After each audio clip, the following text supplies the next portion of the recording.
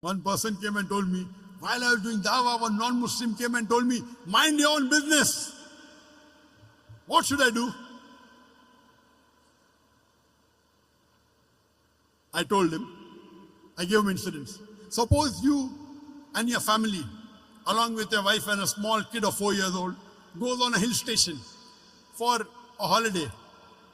While you're on the hill station, on the hill, when you and your wife are talking, your son, 4 years old, walks away from you and is walking towards the edge of the cliff of the mountain.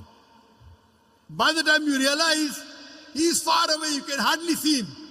But you say, Ahmad, be careful. But your voice cannot reach there. He's far away. You can see him. While your son is walking towards the edge of the cliff, there's the elderly gentleman standing at the edge of the cliff and admiring beauty.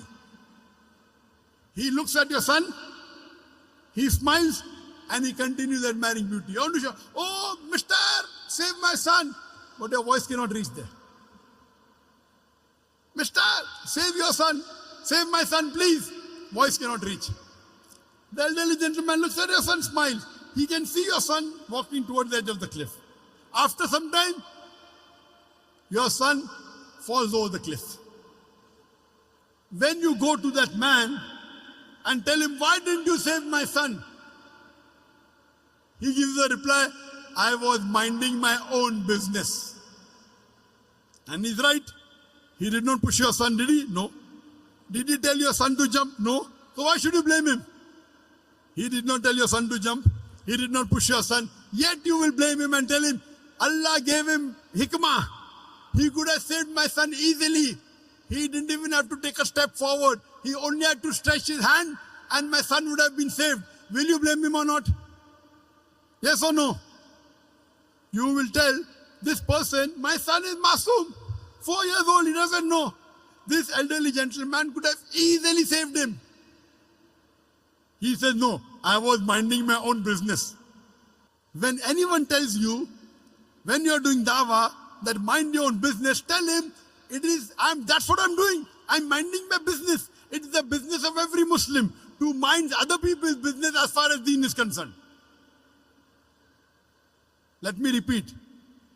When anyone tells you mind your own business while doing dawah, tell him, it is the business of every Muslim to mind other people's business as far as deen is concerned.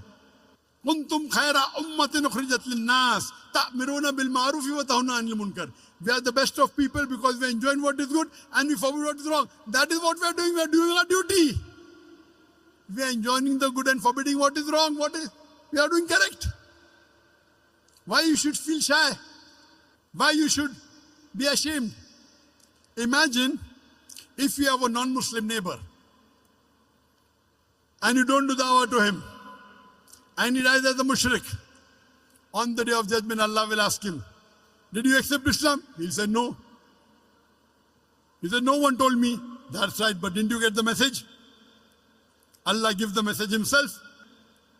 He didn't accept Islam. He'll go to hell. Allah will ask you, did you deliver the message to your non-Muslim neighbor? And if you say no, you will follow him. You will follow him because to deliver the message to the non-Muslim is fard. If you do not deliver the message to your non-Muslim neighbor, you will follow him and you will also go to hell.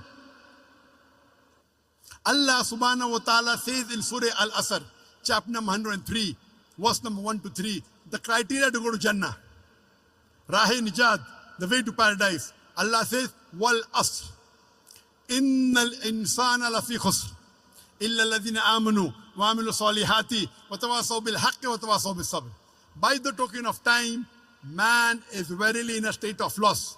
Except those who have faith, those who have righteous deed, those who exhort people to truth, and those who exhort people to patience and perseverance. There are minimum 4 criteria required for any human being to go to Jannah. Number 1 is Iman, belief, faith. Number 2, Amal Salihat, righteous deed. Number 3, Watawasaw bil Haq, inviting people to truth, doing dawah and islah. And the 4th, Watawasaw bil Sabr, inviting people to patience and perseverance. There are minimum 4 criteria required for any human being to Jannah. If anyone is missing, under normal circumstances, you shall not enter Jannah. You may be a very good Muslim. You may be praying 5 times a day. You may be having a mark on the forehead. You may be fasting in the month of Ramadan. You may be giving zakat. You may have gone for Hajj. But if you don't do dawah, according to Surah Al-Asr, chapter number 103, verse number 1 to 3, you shall not enter Jannah. You have to pass in all 4 criteria. If you only dawah is also, all 4 are important. Iman, righteous deed, dawah and islah, and inviting people to patience and perseverance. If anyone is missing, you shall not enter Jannah. All 4 are required. If you don't do dawah and Allah wants you to put you in Jannah, that's Allah's prerogative. He can forgive your sin and put you. But under normal circumstances, if you don't do dawah, according to Surah Al-Asr, you shall not enter Jannah. It's the fard, it's the duty of every Muslim that he should convey the message of Islam to those who are not aware of it. Dawah is fard in Islam. At least a part-time da'i.